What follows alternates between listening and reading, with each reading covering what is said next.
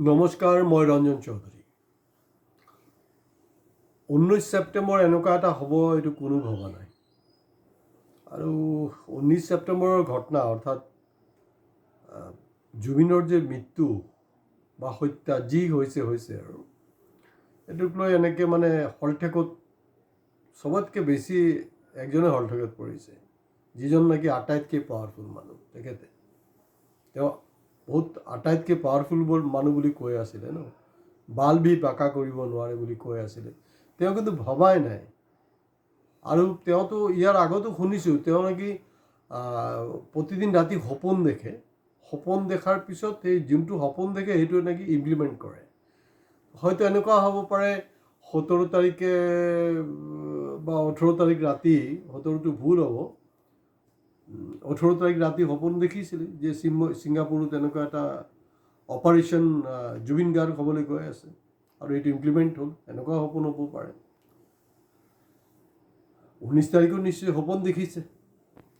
Actually 19 তাৰিখ নহয়, যোৱা প্ৰায় 4.5 বছৰ চৰকাৰ বিভিন্ন ক্ষেত্ৰত বিফল হৈছে, এইটো স্পষ্ট। বিভিন্ন সময়ত বিভিন্ন ডাটা, তেওঁলোকে যি লোন লৈ আছে, সমস্যাত তেওঁলোক জৰ্জৰিত। এনেই ধৰি লওক পাব্লিচিটিটো হৈ আছে, এইটো বেলেগ কথা। হাঁহি মাতি ফটো চটো মাৰি আছে, এইটো বেলেগ কথা বাৰু। কিন্তু জুবিনৰ যে মৃত্যু, মই নাজানো তেওঁৰ এডভাইজাৰ কোন হয়, কাৰণ ইয়াৰ আগত মই এটা এপিছ'ড কৰিছিলোঁ যে জুবিনত হিমন্তৰ লগত থকা শকুনিৰ পৰা সাৱধান হ'বলৈ। তো এই শকুনিৰ পৰা চাগে এতিয়ালৈকে সাৱধান হোৱা নাই, যিটো কাৰণে বিপদটো হৈ আছে। আৰু সেইটো কাৰণে মই কৈ আছোঁ আপোনালোকে ছাবস্ক্ৰাইব কৰক। চাওক, যেতিয়া মই শকুনিৰ ওপৰত কৰিছিলোঁ তেতিয়া কিন্তু জুবিনৰ কথাটো চাগে হোৱাই নাছিলে নেকি।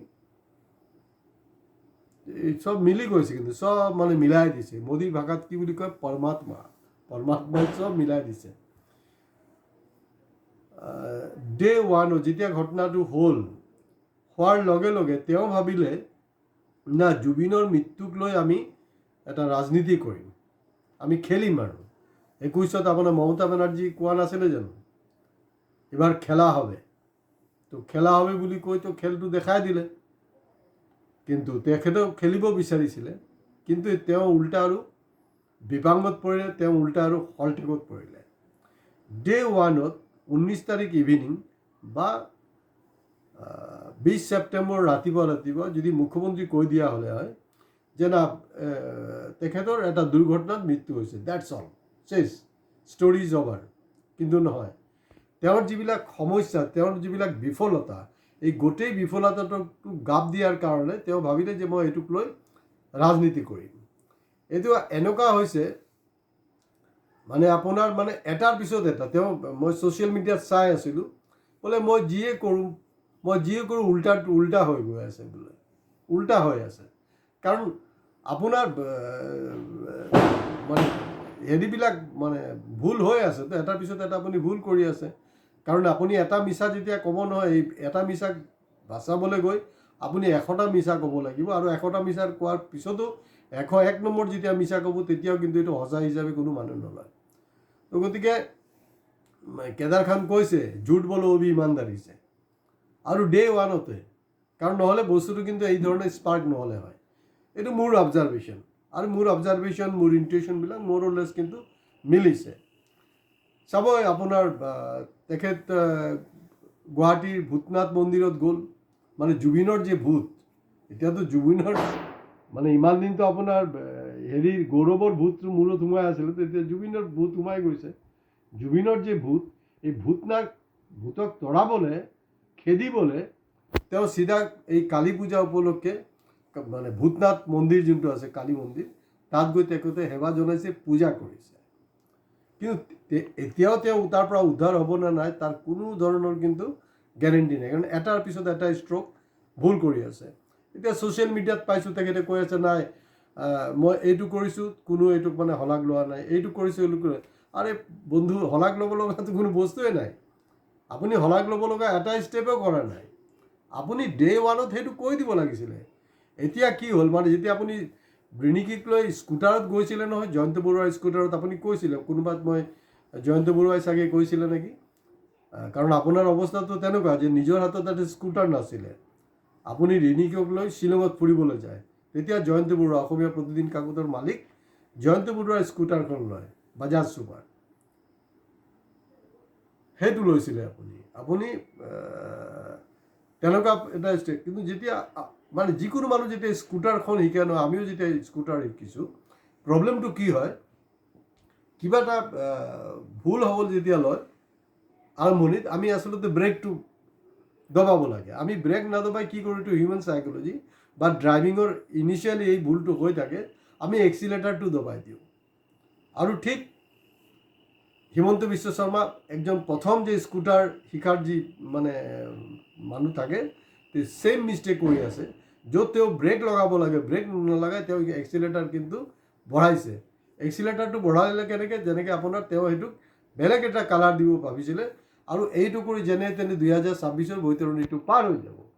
কিন্তু এতিয়া যোনটো চক্ৰবিহুত তেওঁ ফচি গ'ল, যিটো কাৰণে গুৱাহাটীৰ ভূতনাথ কালী মন্দিৰত গৈ সেৱা জনাব লগা হৈছে, তো গম পাইছেই আৰু, তো উদ্ধাৰ হোৱাটো মুস্কিল আছে। আচ্ছা, এতিয়া দ্বিতীয় কথাটো হ'ল, মই ইয়াৰ আগতো কৈছোঁ যে কংগ্ৰেছ, বাওঁপন্থী বা বাকী যিবিলাক বিৰোধী দল আছে, তাহাঁতি মোক কিন্তু ফ'ল' নকৰে। ফ'ল' কৰি আছে কোনে, যিবিলাক বিজেপিৰ ভক্ত হয়, কনচাছ সচেতন মানুহবিলাকো ফ'ল' কৰিছে, তেওঁলোকে ছাবস্ক্ৰাইব কৰি আছে, ভিউ কৰিছে, কমেণ্টছ কৰি আছে। দুই এটা কমেণ্টছত আমি গম পাই যাওঁ সেইকেইটা চামচা হয় বোলো, সেইটো আমি গম পাই যাওঁ, সেইটো কোনো ডাঙৰ কথা নহয়, সেইটো হ'বই, দুইটা এটা চামচা থাকিবই। কেনেকৈ বিজেপি ফ'ল' কেনেকৈ কৰিছে, কিছুদিন আগত মই কৈছিলোঁ, আগৰ প্ৰাক্তন মুখ্যমন্ত্ৰী সৰ্বানন্দ সোণোৱালৰ যিজন লিগেল এডভাইজাৰ সম্পৰ্কে মই কৈছিলোঁ, SITৰ যে হেৰিখন ভাল হোৱা নাই, তেখেতে এতিয়া কৈছে, মানে মোৰ কথাখনকে চুৰি কৰিছে, তেখেতে এতিয়া শেহতীয়াকৈ কৈছে যে কি নাম এইটোৰ, যে এই টোটাল ইনভেষ্টিগেশ্যনত এনেকুৱা হ'ব যে হেৰিৰ আপোনাৰ জুবিন গাৰ্গৰ চৰিত্ৰ হননৰ সম্ভাৱনা আছে, আৰু এইটো আমি হ'ব নিদিওঁ। আৰে প্ৰভু, ক'ব লাগে নহয়, ক'ব লাগে যে যিজন মানুহ একদম নিৰ্ভীকভাৱে বিন্দাছ কৈ আছে, এই গোটেই কথাবিলাক ফাদিল কৰি আছে, মই আজিৰ দিনটোত ৰঞ্জন চৌধুৰীক চেলুট জনাইছোঁ। ৰঞ্জন চৌধুৰীয়ে এইটো কথা কৈছিলে, গতিকে মই এইটোৰ লগত একমত, ক'লেই হ'ল। এডভকেট শান্তনু ডাঙৰীয়া, আপুনি ক'লেই হ'ল, আপুনি কোৱা নাই। শান্তনু তামুলী লিখে নেকি, সৰ্বানন্দ সোণোৱালৰ ঘনিষ্ঠ, তেওঁ বিজেপিৰ নেতা, তেখেতে ক'লেই হ'ল, নহ'লে ভাই মোক 1 টকাকৈ ৰয়েলিটি দে, ষ্টৰি ইজ অভাৰ। বাওঁপন্থী হৈছে মোক ফ'ল' নকৰে, এতিয়া প্ৰমাণ হৈ গ'ল। বোকাঘাটত পেপাৰত পালোঁ যে IPTয়ে যিটো সংগঠনৰ লগত এটা সময়ত জুবিন গাৰ্গ যুক্ত হৈছিলে, কিন্তু IPTয়ে তেওঁক ধৰি ৰাখিব পৰা নাই। IPTৰ ফালৰ পৰা ষ্টেটমেণ্ট, একেই ধৰণৰ ষ্টেটমেণ্ট দিছে। তাৰমানে IPTয়ে কি হ'ল, এটা বাওঁপন্থী কালচাৰেল অৰ্গেনাইজেশ্যন। তাৰমানে মোৰ কথাবিলাক শুনক, কাৰণ কংগ্ৰেছ সম্পৰ্কেতো কৈ লাভ নাই, কাৰণ কংগ্ৰেছটো চব জ্ঞানী গুণী মানুহবিলাক বহি আছে, আৰু কি ক'ব কংগ্ৰেছৰ কথা।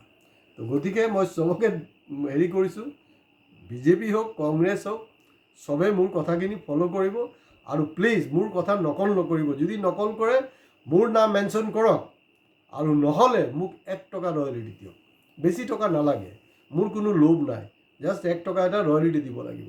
লাজ চৰম নাই নেকি, পটককৈ যেনেকৈ টুইষ্ট কৰি দিয়ে। মইতো বহুত সময়ত বহুত ঘটনাৰ ৰেফাৰেঞ্চ দিছোঁতো, কৈ দিওঁ ন, এইটো অমুকে কৈছিলে, এইটো আপোনালোকে এইটোক মানি ল'ব লাগে। এনেকৈ এটা দিয়ে, হয়, মোৰ কথা, মোৰ ষ্টেটমেণ্টবিলাক পেপাৰৰ হেডলাইনত নাই, মোৰ ইউটিউবৰ যোগেদি কৈ আছোঁ, সেইটো কাৰণে কৈছোঁ যে ছাবস্ক্ৰাইব কৰক। চাওক, শান্তনু তামুলী যোনটো ক'লে, আজি প্ৰায় 5 দিন আগতে মই একেইখিনি কথা কৈছোঁ, এই কথাটোকে ঘূৰাই পকাই তেওঁলোকে কৈ আছে।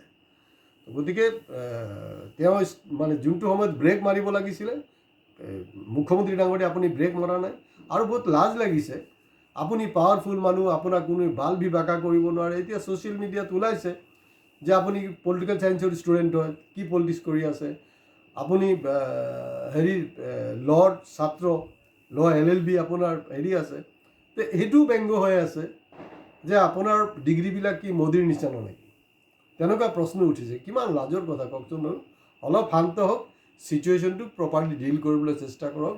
এতিয়া ব্ৰেকটো লগাওক, কিন্তু ব্ৰেক নলগালে কিন্তু আপোনাক কোনো বচাব নোৱাৰে।